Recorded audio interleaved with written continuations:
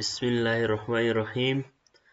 دا د کلاس 9 فزیکس اولنی چپټر لیکچر دی چې د هغې نوم دی physical quantities and measurement.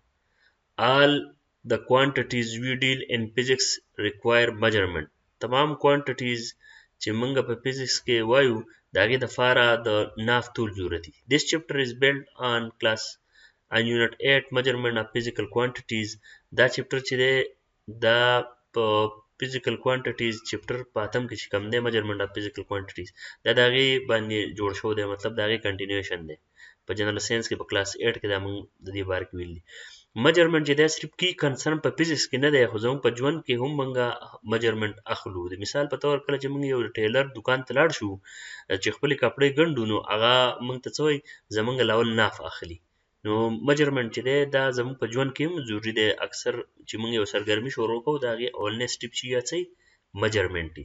نو میجرمنټ چې دی دا په فزیکس کې هم پکاري، خو زموږ په ډیلی لایف کې هم پکاري. اکثر د یو غټ کار شروع چې دی هغه د میجرمنټ د ناف طول نه کېږي. انټروډکشن ټو فزیکس.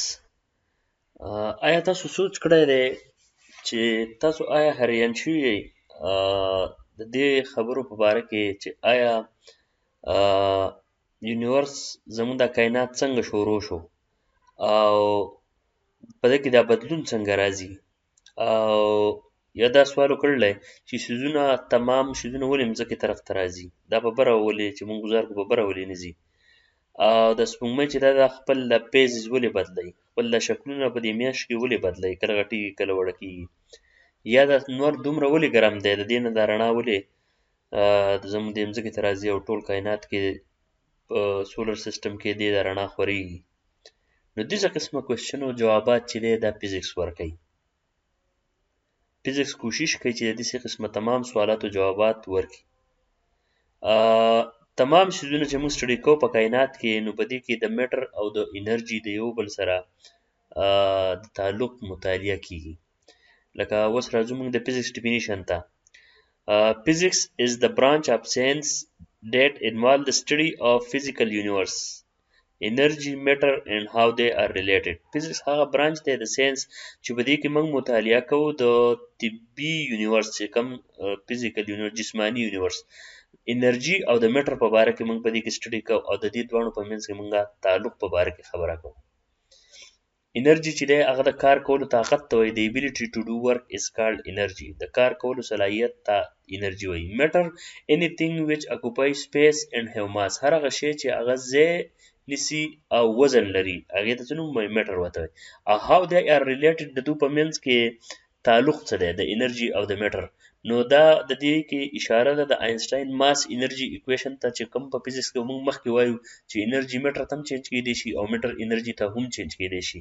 خو د دې اوس زموږ چې شروع ده د فزیکس، نو زه به تاسو ته د دې یو لنډ اګزامپل دا درکړم چې موږ کله خوراک خورو نو موږ روټۍ راوالو او اوبه راوالو یا چای راوالو. دا روټۍ چې دا د میټر کم سټیټ دی، روټۍ چې دا سالډ سټیټ دی، او دا اوبه چې دي دا څه دی لیکوډ سټیټ دی، مایع حالت دی، او د هوا نه پسې موږ اکسیجن راواخلو. نو دا چې موږ کله خپل بدن ته دننه ونباسو نو زموږ بدن د دې نه انرژي جوړه کړي او په موږ کې د کار کولو صلاحیت راشي. نو دا د ماس نه انرژي راغ شوه، د میټر نه څه راغ شوه، انرژي. د میټر نه څه راغ شوه، انرژي. نو دا قسمه د میټر نه انرژي راغلی شي. دغه شانتې د انرژي نه میټر هم جوړیدلی شي. دا به چې کله موږ په فزیکس کې مخکې لاړ شو نو بیا به پای کې دا موږ وایو چې څنګه د انرژي نه هم میټر جوړیدلی شي. صحیح ده. لکه دا به موږ مخکې په فوټوسنتسس کې یا مخکې په فزیکس کې دا راځي. نو دا دواړه ماس او انرژي یو بل ته څه دي، کنورټیبل دي. نو د دې په باره کې موږ بحث کوو. صحیح ده. نو دا و ډیفینیشن د فزیکس. مطالعه د فزیکس موږ د دې قابل جوړوي چې موږ د خپل غیر چاپیره دنیا چې ده د هغه وپېژنو، په هغې ځان پوه کړو. زموږ په بدن کې چې کومه دنیا ده او هغه دنیا چې زموږ نه ډېره زیاته لرې ده. زموږ په بدن کې کومه دنیا، مطلب زموږ سترګې څنګه کار کوي، زموږ سترګې کې څنګه لایټ راځي، دا څنګه ډیټیکټ کوي، زموږ غوږونه څنګه کار کوي، په غوږونو دا پرده څنګه کار کوي، اواز څنګه وي، دا زموږ د دننه دنیا د پېژندو کې هم فزیکس زموږ سره هیلپ کوي.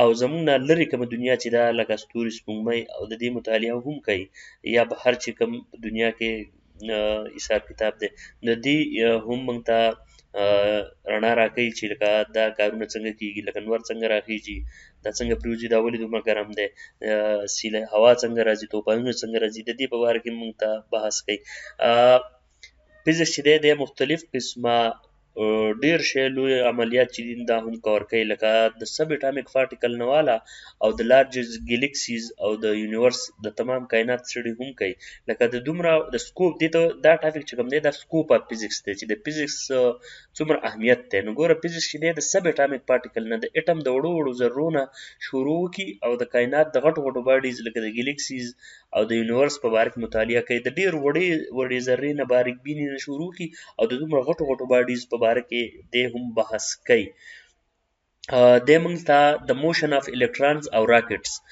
چې الکترون څنګه حرکت کوي په اټم کې دننه او راکټ څنګه په هوا کې الوزي او سپیس ته او دې ته شیزونه وړي او د ساوند ویو سره څنګه انرژي ده لکه د اواز ویو راشي زموږ د غوږ پرده چې دی هغه وړقوي که نه او هغه غوږ پرده دننه هډوکي وړقوي هغه بیا دماغ ته یو سیګنل ویسي نو دا څنګه کار کوي د دې په باره کې هم دی بحث کوي الکتریک سرکټ په باره کې بحث کوي سرکټ څه ته وایي د کرنټ د الکتریک سرکټ هغه کلوزه لار بنده لاره چې پای کې کرنټ فلو کېږي همغله څه کار کوي ته الکتریک سرکټ وایي نو د الکتریک سرکټ په باره کې د کرنټ په باره کې هم بحث کوي د سټرکچر اف د پروټان چې پروټان څنګه جوړ دی د پروټان د چی شي نه جوړ دی او پروټان حرکت او دا څنګه کوي اینډ اف د یونیورس او چې یونیورس څنګه جوړ دی د لاندې تصویر تاسو ته ورکړلی دا زما خیال دی ملکي وې ګلیکسي ده نو دا د هغې تصویر دی نو موږ ته د تمام یونیورس د هغې د اورجن د هغې د اختتام د هغې د ورکینګ پرنسپل چې دا کار څنګه کوي د دې په باره کې هم موږ له فزیکس چې دی نو رڼا راکوي